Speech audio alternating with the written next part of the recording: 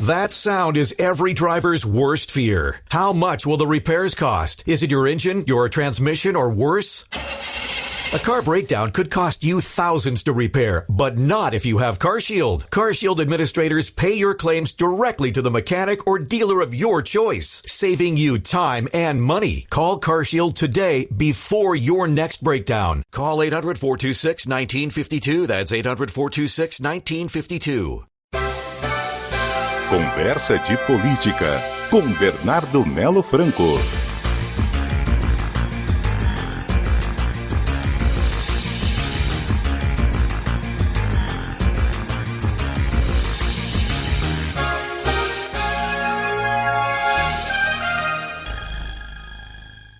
O nosso contato aqui no estúdio CBN agora com Bernardo Melo Franco, comentarista da CBN, colunista do jornal O Globo. Oi, Bernardo, boa tarde para você. Boa tarde, Fernando. Boa tarde, ouvintes da CBN. Bernardo, tivemos muita dificuldade na transmissão aqui do discurso do presidente Bolsonaro na Avenida Paulista. Tentávamos aqui com a Globo News, não deu certo. Queria que você relatasse para a gente o teor desse discurso que o presidente fez na capital paulista. Olha, Fernando, eu tive dificuldades também. Estava assistindo de casa, trocando inclusive de canais para ver quem conseguiu uma conexão melhor e houve muito problema de conexão de internet. É possível que a gente só tenha o acesso à íntegra da fala do presidente Bolsonaro mais tarde, quando esse discurso for recuperado. Agora, do que deu para ouvir, foi um discurso bastante agressivo e bastante grave, Fernando, porque o presidente Bolsonaro produziu cenas ali de golpismo explícito. Ele fez ameaças explícitas ao Supremo Tribunal Federal, ao ministro Alexandre de Moraes e, portanto, à democracia brasileira, porque a democracia ela se assenta no respeito à Constituição e no respeito à divisão e o equilíbrio entre os três poderes da República. Quando o Poder Executivo, representado pelo Presidente da República, faz ameaças ao Poder Judiciário, encabeçado pelo Supremo, a gente tem um problema grave, a gente tem um problema de desequilíbrio na nossa democracia, de corrosão na nossa democracia. E vamos combinar que o presidente Bolsonaro está fazendo exatamente aquilo que ele defendeu em toda a sua vida política. Sempre foi um político autoritário, de ideias golpistas e de discurso incompatível com a Constituição Federal. Ele agora está usando o poder da presidência da República, inclusive no dia de hoje, com o uso explícito da máquina pública para promover esses protestos, está usando esse poder para desequilibrar e para combater por dentro a democracia brasileira. Muito grave essa fala dele, Fernando. Lá pelas tantas, o presidente Bolsonaro, na Avenida Paulista, disse que, chamou o ministro Alexandre de Moraes de canalha, usando essas palavras, quer dizer, palavras totalmente incompatíveis com o decoro, inclusive que o presidente da República deve observar no exercício do seu cargo, e fazendo uma pressão no sentido de que ou ele se enquadra ou ele terá que sair. E não cabe a um presidente da República destituir ministro do Supremo. Isso é uma medida, Fernando, que no Brasil só ocorreu uma vez, na ditadura militar instalada em 1964, quando os militares usaram o AI-5 para caçar 3 ministros do Supremo que vinham se comportando com independência frente à ditadura. Então, no momento que o presidente Bolsonaro pressiona o Supremo Tribunal Federal, insinua uma medida de força para caçar o mandato de um ministro, o que ele está dizendo claramente é que ele está disposto a recorrer a um ato ditatorial, ou seja, um instrumento próprio de uma ditadura militar para, sufocar o controle que é exercido pelo Supremo Tribunal Federal sobre os atos do Executivo. Pegando o que ele disse pela manhã em Brasília, vai na mesma linha, porque quando ele falou ali que não aceitará qualquer medida, qualquer ação ou sentença que venha de fora das 4 linhas da Constituição, como se ele estivesse dentro das 4 linhas da Constituição, mas não nomeou, não citou nominalmente Alexandre de Moraes, e fez isso agora na Avenida Paulista. Pois é, mas o recado dele pela manhã em Brasília já era muito claro. Sim. Ele disse, ele deu a entender que o presidente do Supremo Tribunal Federal, o ministro Luiz Fux, teria que ele enquadrar o ministro Alexandre de Moraes. E se isso não ocorresse, o ministro Alexandre de Moraes seria destituído do seu cargo. Fernando, veja, isso é de uma incompreensão absoluta do papel do presidente do Supremo Tribunal Federal. Pelas regras que regem a organização do judiciário brasileiro, regras que estão na Constituição, O presidente do Supremo ele tem o papel de organizar a pauta de julgamentos, de representar o poder, mas não tem o papel de censor sobre votos, opiniões, manifestações dos outros ministros. Isso não existe. Isso só existe na cabeça de alguém que pensa nos parâmetros de uma ditadura. Isso não existe dentro de uma democracia. Você pressionar um juiz para que ele sufoque, amordace um outro juiz, porque senão esse juiz será cassado.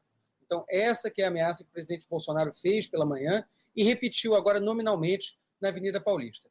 Tem um outro ponto do que eu consegui ouvir no discurso, Fernando, que eu anotei, que também é grave, que é o momento que ele renova ameaças à eleição de 2022. Veja, o presidente Bolsonaro, que está em má situação nas pesquisas, que nesse momento, se a eleição fosse hoje, de acordo com todos os institutos de pesquisa, ele seria derrotado ainda no primeiro turno. O que ele diz? Não podemos admitir uma eleição em que pairem dúvidas para os eleitores, não posso participar de uma farsa como essa. O que ele está dando a entender com essa declaração? Em primeiro lugar, ele está investindo na deslegitimação da eleição. Ele está dizendo para o seu público, para os seus apoiadores mais radicais, mais fanáticos, que estavam na rua hoje, está dizendo a eles que a eleição não vale, que a eleição vai ser manipulada, que a eleição vai ser fraudada. A gente sabe que sem nenhuma base concreta para isso. Quer dizer, primeiro ele atentava contra o voto eletrônico, depois contra os ministros do TSE, agora ele está atentando contra a própria existência da eleição. E quando ele diz que não pode participar da farsa, Fernando, dá a entender para a gente que ele já está pensando num plano B. Ou seja, diante das dificuldades eleitorais, o plano de Bolsonaro para permanecer no poder, para se perpetuar no poder, parece embutir também um boicote à eleição de 2022. Ou seja, se a eleição não for como ele quer, ele não participa. E se ele não participa, ele pode recorrer a algum tipo de ato de força, alguma manobra extraconstitucional para permanecer no poder sem o voto da maioria dos brasileiros, que é o que determina a Constituição Federal. Então, um presidente que tem dificuldade para se reeleger, ameaçando mais uma vez jogar fora da regra para continuar no poder. E por último, Fernando, ele ainda declarou mais uma vez, escancarou mais uma vez o grande medo que o abate nesse momento, que, como a gente sabe, é o medo de ser preso. O presidente da República ele é alvo de 4 inquéritos simultâneos no Supremo Tribunal Federal, há investigações também contra os filhos dele, inclusive por corrupção, por desvio de verba dentro dos gabinetes parlamentares. E o que disse Bolsonaro hoje? Entre aspas, dizer aos canalhas que eu nunca serei preso. Dizer àqueles que querem me tornar inelegível, só Deus me tira de lá. Essas foram declarações do presidente. Ou seja, o que ele insinua? Que se vier uma decisão do Poder Judiciário, que ele não cumpriria essa decisão. E, mais uma vez, Fernando, além de todos os crimes de responsabilidade que Bolsonaro já cometeu e vem cometendo, no exercício da presidência, ele agora incita mais um, que é o descumprimento de decisão judicial. Pela regra, pela lei do impeachment, isso é passível de cassação do presidente da República. Então, a gente vai precisar observar, depois do que a gente viu no dia 7 de setembro, a gente vai precisar observar o que acontece no dia 8. Ou seja, como é que as instituições reagem a mais essas ameaças golpistas feitas pelo presidente Bolsonaro e como é que o Supremo Tribunal Federal reage a uma ameaça explícita de uma medida extralegal de cassação de um dos seus ministros. E por falar nisso, o próprio presidente hoje falou que no dia de amanhã, no dia 8, se reuniria com o Conselho da República. Só que ninguém, o presidente da Câmara, do Senado, ninguém está sabendo de que essa reunião existe. Como é que cita isso sem ter combinado, Bernardo? Aliás, o que é o Conselho da República? Pois é, o Conselho da República é um órgão que tem a sua previsão na Constituição Federal, mas ele só se reúne em ocasiões muito excepcionais. Por exemplo, se o Brasil for atacado por uma nação estrangeira, o Conselho da República se reúne para deliberar, por exemplo, sobre uma eventual declaração de guerra, que naturalmente depois também tem que passar pelo Congresso Nacional. O que o presidente da República está querendo jogar na mesa quando ele fala em Conselho da República, Fernando? Ele não quer uma reunião, ele não quer uma conversa com os outros poderes, ele não quer ouvir opiniões diversas para saber o que ele pode fazer. Na verdade, o que ele está jogando na mesa é o seguinte, é uma ameaça de que ele poderia, diante do que ele apresenta aí como um clamor, como a vontade do povo, como a cobrança dos eleitores, que ele poderia recorrer a uma medida de força, uma medida de exceção. E qual seria essa medida de exceção? Veja, passa pelo Conselho da República a decretação tanto do estado de defesa quanto do estado de sítio, que são duas medidas excepcionalíssimas, que suspendem direitos e garantias individuais, que violam o sigilo de comunicações, são medidas que são uma antessala da decretação de uma ditadura ou de um estado de guerra, de um estado de beligerância. Então, no momento que Bolsonaro fala em Conselho da República, Fernando, ele está justamente querendo botar mais essa ameaça sobre a mesa. Olha, se vocês fizerem alguma coisa, se as coisas não correrem como eu desejo, se o cerco judicial contra mim e contra a minha família continuar se apertando, eu posso recorrer a um estado de defesa, a um estado de sítio, e isso significaria, na prática, retirar direitos não só dos ministros do Supremo, Fernando, mas de todos nós, meu, seu, dos ouvintes, porque nós poderíamos, a partir de uma medida como essa, ter o nosso sigilo telefônico quebrado, nosso sigilo de comunicações quebrado, nossa casa invadida, enfim. O presidente da República está usando explicitamente uma ameaça golpista, uma ameaça de retirar direitos civis, que é o que ele vem ameaçando desde o início da carreira política dele, quando ele ainda era um inexpressivo deputado federal do Baixo Clero.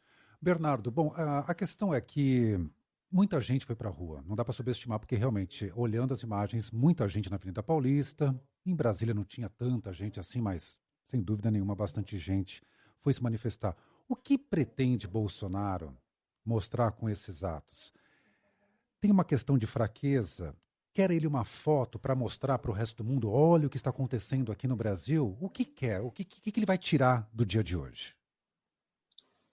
Fernando, o presidente Bolsonaro costuma ser muito explícito, né, nos objetivos dele. Ele falou na preparação desse ato e falou agora na Avenida Paulista que ele estava em busca de uma foto. Falou isso abertamente. Queremos mostrar para o Brasil e para o mundo, dar uma mensagem de que eu tenho apoio, de que as cores da bandeira são verde e amarela, etc. e tal. O que o presidente quer? Ele quer dar uma demonstração de força, ou ele quer, para a gente usar uma linguagem do boxe, Fernando, ele quer sair do córner. Veja, é um presidente que está encurralado, que está com uma queda de popularidade muito grande, que está com problema para a sua reeleição, que está enfrentando nesse momento uma pandemia que não vai embora, uma crise econômica grave, inflação em alta, desemprego em alta e, para completar esse quadro muito nebuloso para o presidente da República, uma crise energética grave, que pode nos levar até a situação de um novo apagão. Isso foi explicitamente dito nos últimos dias pelo ministro de Minas e Energia, o almirante Bento Albuquerque. Então, o presidente está no córner, ele é aquele boxeador que está apanhando a luta toda e ele está tentando sair do córner, está tentando se colocar de volta no ringue. E aí, o que ele faz? Ele repete um expediente ao qual ele vem apelando desde o início do governo, Fernando, que é chamar os seus radicais, buscar o seu núcleo de apoiadores mais fervorosos e botar esse pessoal na rua, para dizer, olha, eu posso estar em minoria na sociedade, mas eu tenho ao meu lado uma minoria que é barulhenta, uma minoria que está disposta a ir me defender na rua, a comprar briga, a discutir no bar, a discutir nas ruas, enfim, vestir camisa amarela e ir para a Avenida Paulista, ir para a Esplanada dos Ministérios, ir aqui no Rio de Janeiro para a Avenida Atlântica, em Copacabana. Isso, de fato, ele conseguiu. É impressionante, Fernando, que mesmo diante de uma situação de um governo se desmanchando, um governo derretendo nos seus índices de opinião e no seu desempenho, o presidente ainda consiga mostrar um apoio expressivo na sociedade brasileira. Mesmo que seja um apoio de 20%, 25%, como mostram as pesquisas, a gente, de fato, não pode subestimar o fato de que 20% ou 25% da população brasileira ainda apoiem esse governo e ainda estejam dispostos a apoiar eventuais medidas antidemocráticas. O que a gente viu hoje, Fernando, foi o sequestro do 7 de setembro de uma data nacional, de símbolos nacionais, por uma pauta que é autoritária, é extremista e é antidemocrática. O presidente fez, em praça pública hoje, um ensaio explícito do golpe que ele gostaria de dar. Se ele vai ter condições de dar esse golpe, se ele vai ter força na sociedade, nas Forças Armadas, nas Forças de Segurança para dar esse golpe, a gente ainda não sabe. Mas ele está ensaiando esse golpe em praça pública diante dos olhos de todos. Tivemos uma manifestação de um provável candidato à presidência, e aí vai concorrer com Bolsonaro, pode concorrer com Bolsonaro, que foi do governador de São Paulo, João Dória, que falou pela primeira vez sobre o impeachment do presidente. Ele mesmo falou: nunca falei explicitamente sobre impeachment, e hoje falou. Disse, inclusive, que vai se reunir, que a executiva nacional do PSDB vai se reunir na quarta-feira para definir a posição do governo, uma oposição ao governo federal, e discutir o impeachment, a abertura de impeachment. Deve ganhar eco? Fernando, quando eu ouço isso, é impossível não lembrar das cenas do governador João Dória, candidato em 2018, com aquela camiseta amarela Bolsodória na Avenida Paulista, né, colando, inclusive, o seu próprio nome ao nome do Bolsonaro para ganhar votos e chegar no governo de São Paulo. Se alguém visse essa foto ontem e visse o Dória de hoje, ficaria realmente muito surpreso. O que aconteceu? Como é que esse personagem é o mesmo, né, com um discurso totalmente oposto ao discurso dele no passado recente. Mas, enfim, o que está acontecendo, Fernando, é o seguinte: uma parte expressiva da centro-direita que apoiou o presidente Bolsonaro na eleição de 2018, agora tenta se descolar. E por duas razões. Primeiro, porque eles veem que o presidente Bolsonaro ficou muito impopular. Então, se dava lucro eleitoral apoiar Bolsonaro em 2018, em 2021, esse apoio acaba sendo uma soma de rejeições. Os políticos querem se descolar do Bolsonaro, a não ser aqueles políticos que são bolsonaristas radicais ou aqueles que são eminentemente fisiológicos, ou seja, que só estão ali querendo trocar apoio parlamentar por dinheiro, por obras na sua base eleitoral, por emendas liberadas no orçamento da União. Agora, tem uma segunda questão nessa, que você também colocou na sua pergunta, que é a eleição de 2022. Ou seja, aqueles que querem se transformar numa terceira via, querem se apresentar como uma alternativa ao presidente Bolsonaro, eles precisam, nesse momento, se descolar da imagem do presidente, ou seja, se apresentar como oposição, mesmo que essa apresentação pareça um pouco fajuta pelo passado recente deles. Se vai ter peso no Congresso para um novo pedido de impeachment, a gente vai precisar observar nos próximos dias. O fato é que, no Brasil, o pedido de impeachment depende da vontade do presidente da Câmara. O presidente da Câmara é o Arthur Lira e, até hoje, pelo menos, ele tem se comportado como um aliado de primeira ordem do presidente Bolsonaro. Ele vem sendo quase um primeiro-ministro desse governo, tomando decisões que nem caberiam a um presidente de poder legislativo. Então, fica muito mais de acordo com a posição do Arthur Lira do que eventual mudança de posição do PSDB ou de qualquer outro partido de centro-direita. Valendo lembrar também, Fernando, que o Dória fala por ele, mas não fala por toda a bancada do PSDB. E a gente sabe que hoje essa bancada está bem dividida entre deputados que defendem, de fato, impeachment, afastamento do governo, e outros deputados muito expressivos, em termos de volume ali, dentro do equilíbrio de forças do PSDB, que defendem a adesão e a continuidade do apoio ao governo Jair Bolsonaro. Essa ala hoje ela é simbolizada pela figura do ex-senador, hoje deputado federal Aécio Neves. Perfeito. Bernardo Melo Franco. Bernardo, mais uma vez, obrigado pela participação aqui. Uma boa tarde. Até a próxima. Boa tarde, Fernando. Para você e para os ouvintes da CBN. Bernardo Melo Franco, colunista aqui da CBN e também do jornal O Globo, 4h30.